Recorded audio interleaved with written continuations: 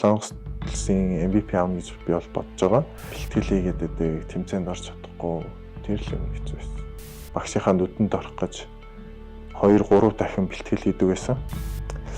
Найз охин бол байхгүй. 동원 크게 돌아서 들어갑니다. 반대편 오픈 기회 이근휘 3포인트. 상대의 실수를 만들어내야 돼요. 이근휘 쏩니다. 와! 이근휘 살아 있어요. 이근휘. 오늘 첫 번째 석점. 지금 LG 선수들이 수비에서 안 되는 부분은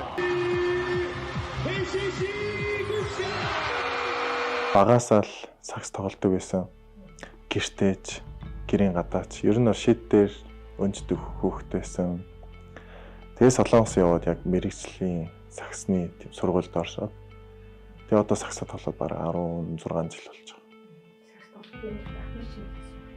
байгаа. Тийм манай цах нөлөөлсөн. Тэгэл телевизээр сакс үзүүлдэг байсан. Тэгээ спрайтлиг үзүүлдэг байсан болохоор тэрээс бол дуртай болсон гэж бодож байгаа. Гураа шидэх хүнд бол тэр гурийн шидэлтийн All Star-ын тэмцээн бол чухал байдаг. Заавалчгүй тийм цом бол хэрэгтэй байдаг, нэр хүндтэй. Тийм учраас одоо бол тэр гурийн тэмцээний цом бол амар тийм өөр утгаар ер нь бол амар тийм гоё.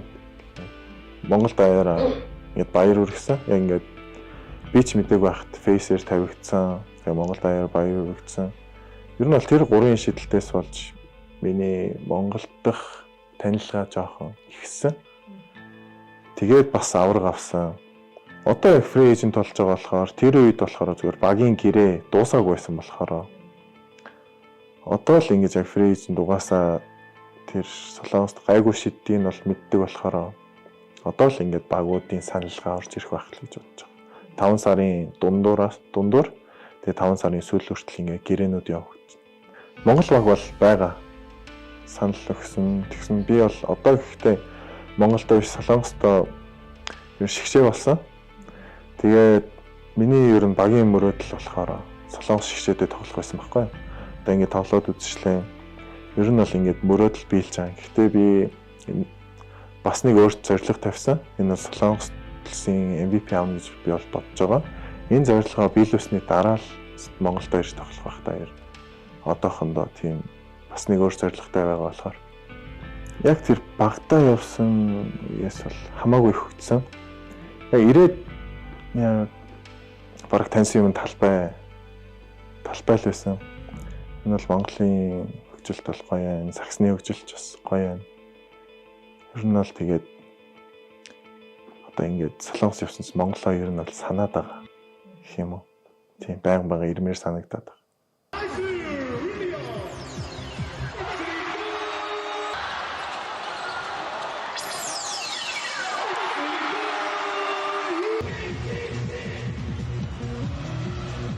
Солонгос ч ер нь багаас өөрчлөлтөө ихтэй өсдөг.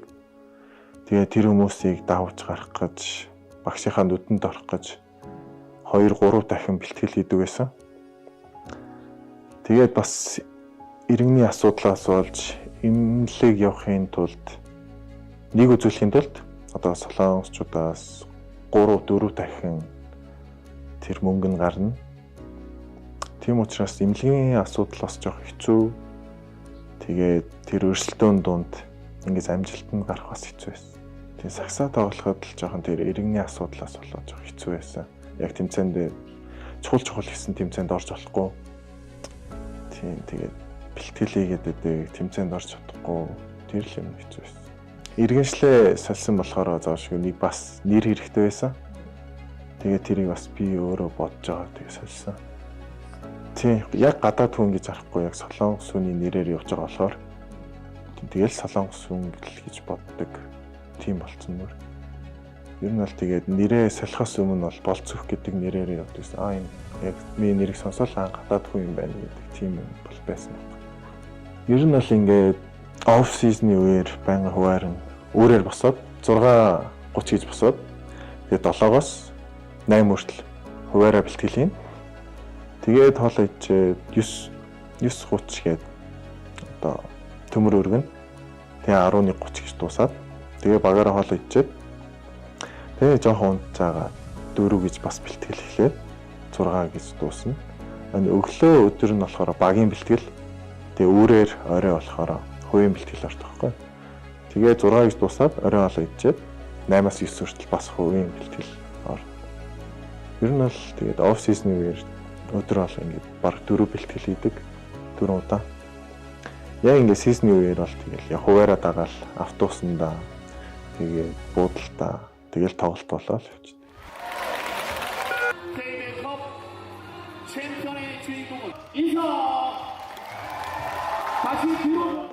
Тэгээ чөлөө цагаараа бол кино үзэх дуртай, лего илүүлэх дуртай, тэгээд пүү цуглуулах дуртай, шопинг хийх дуртай. Одоо хэдэн болчихсон юм? Одоо яг ингээд сизон дуусаад гэрээ цэвэрлсэн байхгүй юу?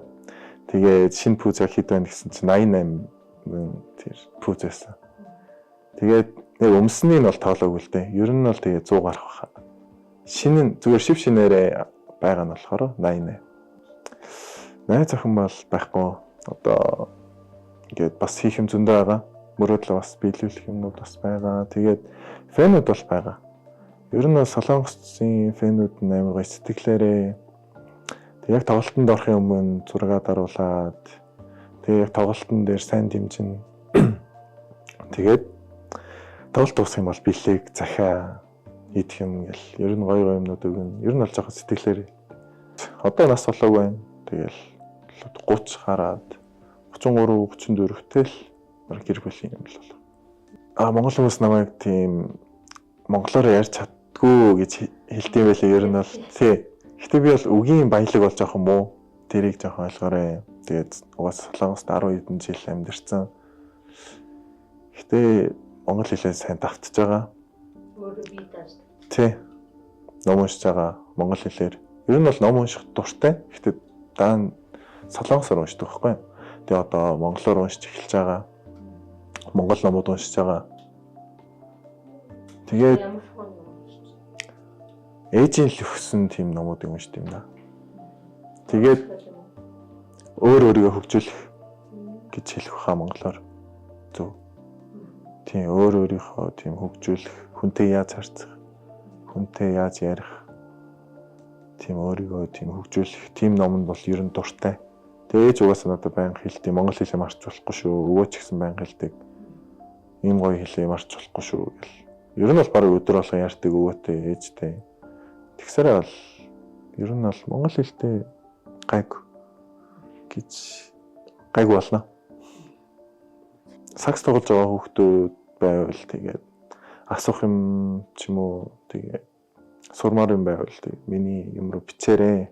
Би бол тэгээд туслахад бол бэлэн байгаа. Тийм чөлөөтэй байгаарай, чөлөөтэй яриарай гэж бас хэлмээр.